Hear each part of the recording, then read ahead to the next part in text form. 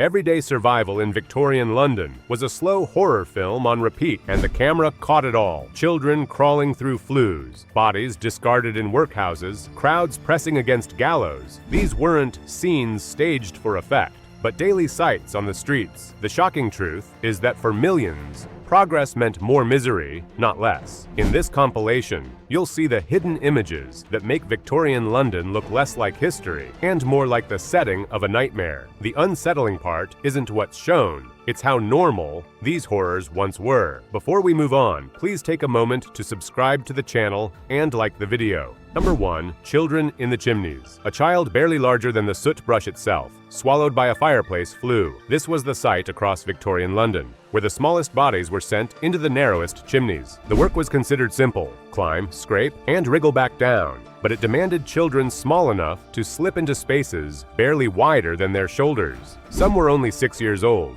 their childhood traded for climbs through soot and fire-blackened stone. The risks were constant. A child could suffocate if smoke filled the shaft, or suffer burns if the fire below had not cooled. Years of crawling left twisted spines and crippled joints. Others never came out at all, trapped where no adult could reach. Every climb was a coin toss between survival and injury. Illustrations of chimney sweeps, later followed by early daguerreotypes, reveal them as tiny figures, clothes ragged, faces darkened, tools in hand. They looked less like workers and more like shadows. The unspoken monster here was not the chimney, but the system that normalized children dying for clean hearths. Childhood itself, photographed and sold as a sentence in plain sight. Number 2. Whitechapel's cramped maze. The streets of Whitechapel looked ordinary, but the camera showed shadows too full of bodies to count. What seemed like narrow rows of homes were often packed tenements, each room holding whole families sleeping side by side. One privy often served dozens, sometimes an entire courtyard, leaving waste and smell heavy in the air. The space itself created danger. Standing water pooled in alleyways, rats scurried through rubbish, and close quarters meant that sickness spread almost as quickly as words. A cough in one corner could become fever across an entire block. For children and the elderly, these conditions turned each season into a hazard,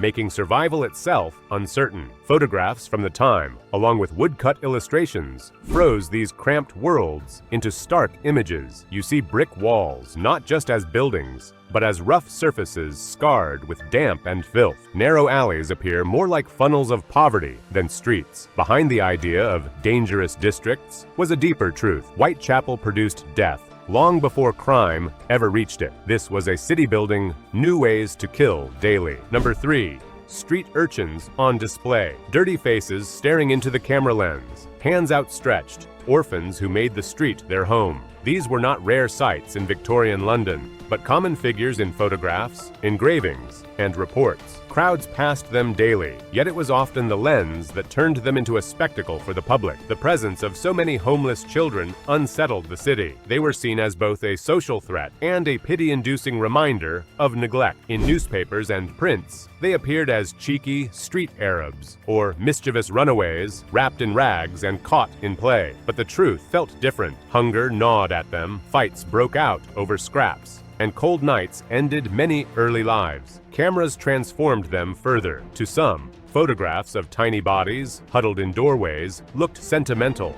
almost staged. To others, they marked crime waiting to happen. But in every blank stare, frozen on glass, the same detail lingers: absence, not innocence. Each frame holds a record of abandonment. Each orphan's image is less curiosity than verdict, a childhood already traded for survival. Number 4. Inside the workhouse. The workhouse promised shelter, but for many it was a tomb with open doors. It took in the starving, the sick, and the unemployed, offering them a roof while stripping away everything else. Families who entered together were often separated at once, husbands apart from wives, children apart from parents. The cost of food and bed was not money, but your dignity. The labor inside was constant and harsh. Men broke stones or twisted rope until their hands bled. Women scrubbed walls or picked oakum for endless hours. For all this toil, meals were thin, tasteless bowls of gruel, bread, and water. Survival here looked little better than suffering outside. Early images make the point clear.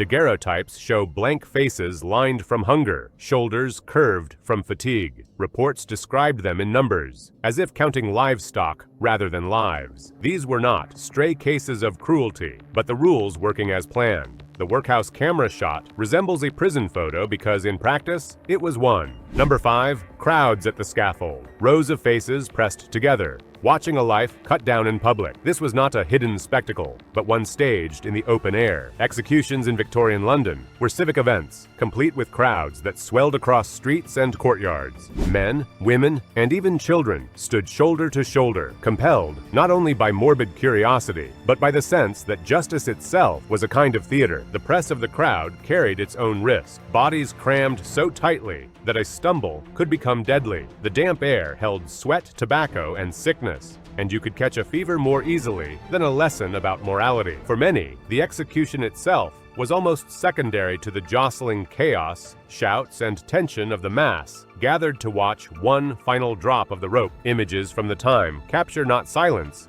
but noise. Throngs craning their necks, eyes set on the scaffold. The true horror was shared. Both the condemned who met death and the crowd who carried its weight home. Even death here was treated like public entertainment, proof of a city growing numb to its own cruelties. Number 6. Women of the shadows. Cameras caught them standing on East End corners, faces hardened, eyes tired. These women were part of the city's economy of survival, not by choice, but by necessity. With factories paying little and households unable to offer steady work, the street became the last resort for many who had no other means to eat or sleep indoors. The danger they faced reached far beyond the whispers of moral condemnation. Disease spread quickly in these transactions, and violence was a constant shadow. Police attention hounded them, not for protection, but for control, ensuring that their existence hovered between criminal record and survival tactic. Each risk they took was less about vice and more about staying alive one more day. Photographs of these women,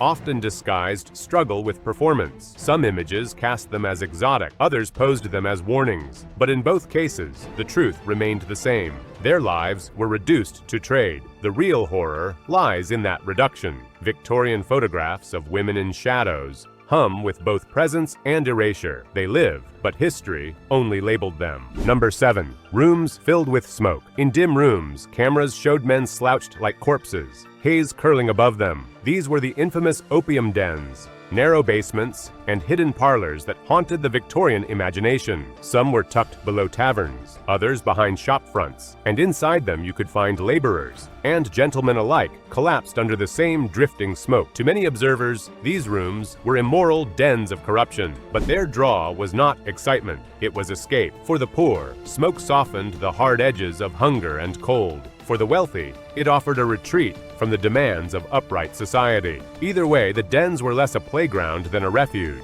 a pause button for lives under pressure. Illustrations and descriptions show rooms thick with haze, bodies still as mannequins, faces slack and silent. The detail most often captured is not frenzy, but surrender. What horrified onlookers was the stillness itself, men dissolving into shadow, identities fading behind clouds of sweet smoke. These images look less like nightlife, more like an exhibition of living death. Number 8. Engines of exhaustion. The factory camera shots look familiar. Towering chimneys, organized machinery, but behind them, broken bodies. These buildings powered the city's growth, yet their rhythm was set by the labor of children and adults who bent themselves to its ceaseless pace. Inside, life was ruled not by sunlight, but by the bell. Boys and girls, as young as school age, worked shifts that stretched across the day, their time measured out by overseers. Every task pulled at the body, the spinning, the lifting, the crouching under machinery that thundered louder than thought. The danger was not one sudden accident,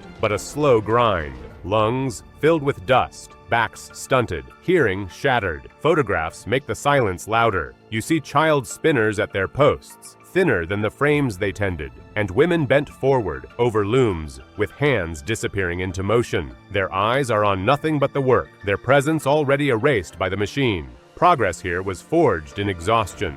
Every gear paid for in breath and bone. Each photograph of a factory worker is both a portrait and an obituary in slow motion. Victorian London's horrors were not rare. They were ordinary, etched into the streets and caught by early cameras. Chimney sweeps, crowded rooms, and workhouse inmates did not need embellishment. The images told their own tale. The true monsters were visible in soot, hunger, and restless crowds. Death appeared in the everyday, proving life itself could act as the executioner. Those photographs stand like exhibits in a museum of suffering, each frame a record of survival strangled by circumstance. Be sure to subscribe, and the next time you see a romantic scene of the past, ask what pain the camera preserved.